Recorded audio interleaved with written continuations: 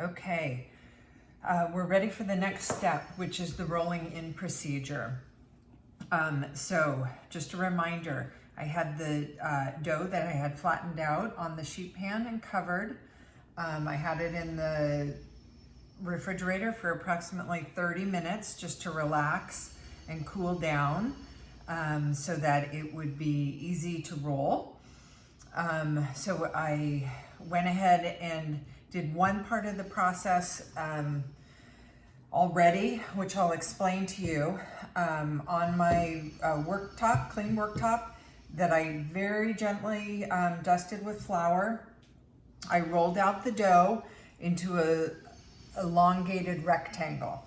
I have a ruler handy, just to let you know, it was approximately 13 inches long, and about half that in width, so, well, a little bit wider, maybe 7 inches wide. Okay, and then my butter, which was very soft, room temperature, but not melted, the 8 ounces of butter, just smeared on top of 2/3 of that rectangle. Okay, so you can see where the butter is. I left the 1/3 at the end free of butter. The other thing to bear in mind, try to keep the butter, leave a little bit of a margin around the edge of the dough, and that will help you when you're rolling out so you don't have butter coming out the sides. Okay, so for the roll-in procedure, this croissant dough is going to take what we call 3 turns. So right now I'm going to show you how to do the first turn, okay? So after you have your rectangle rolled out, your butter smeared, you take the top third of the dough that does not have the butter on it.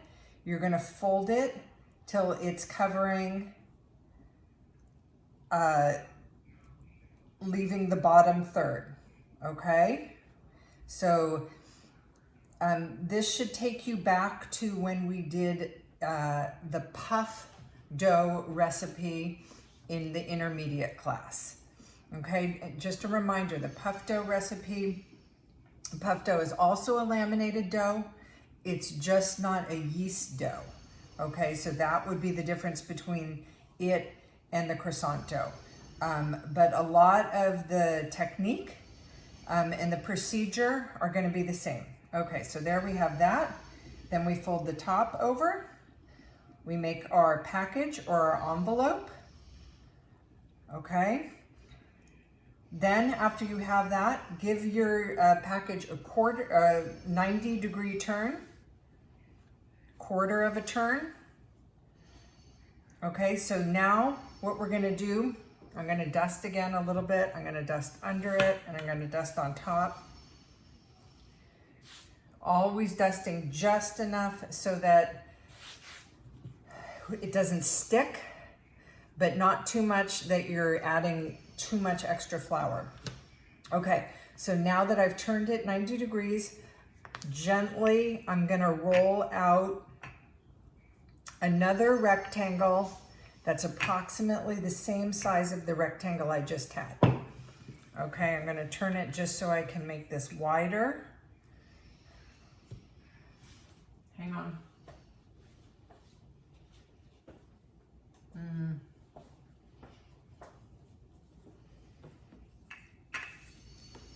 As I get butter coming out, I'm going to clear that off.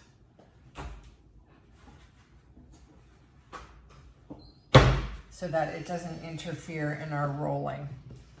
Okay, so I turned it this way just to get a little bit of width on my dough. But now I'm going to get it back this way for the length. If the butter comes out the side, I'm going to clear it away. Okay, so a little bit longer. Try to keep as square of a rectangle as you can, okay? So my goal is that 13 by 7 dimensions for this rectangle.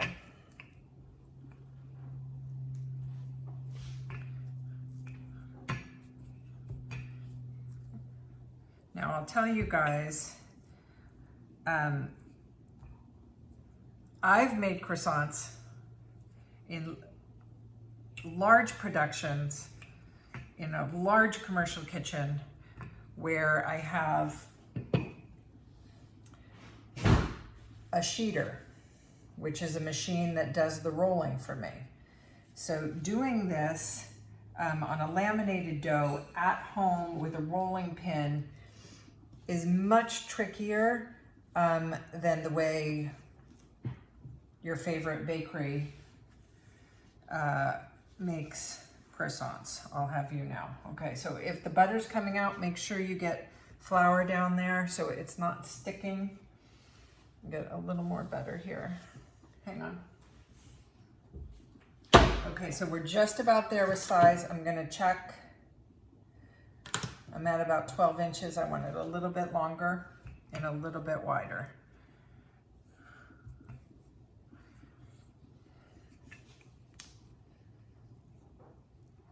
Okay, and all I'm gonna do is wipe off this butter, and I think we're there.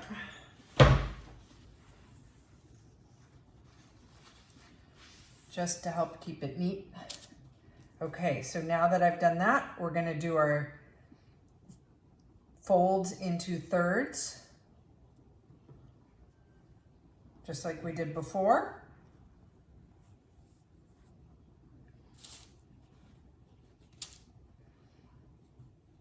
Okay, I'm gonna flatten it out a little bit. And that's our first fold. I'm gonna wrap it in plastic. This has to relax in the cooler now before we do proceed with our second and third folds. They're gonna be exactly like the one I just did. Each time, make sure you continue to rotate your dough. Okay, so the last time I had it lengthwise, when I roll it out this time, I'm gonna go the opposite way. That way it's the dough's always being stretched and pushed evenly in each direction. Okay, so that's it.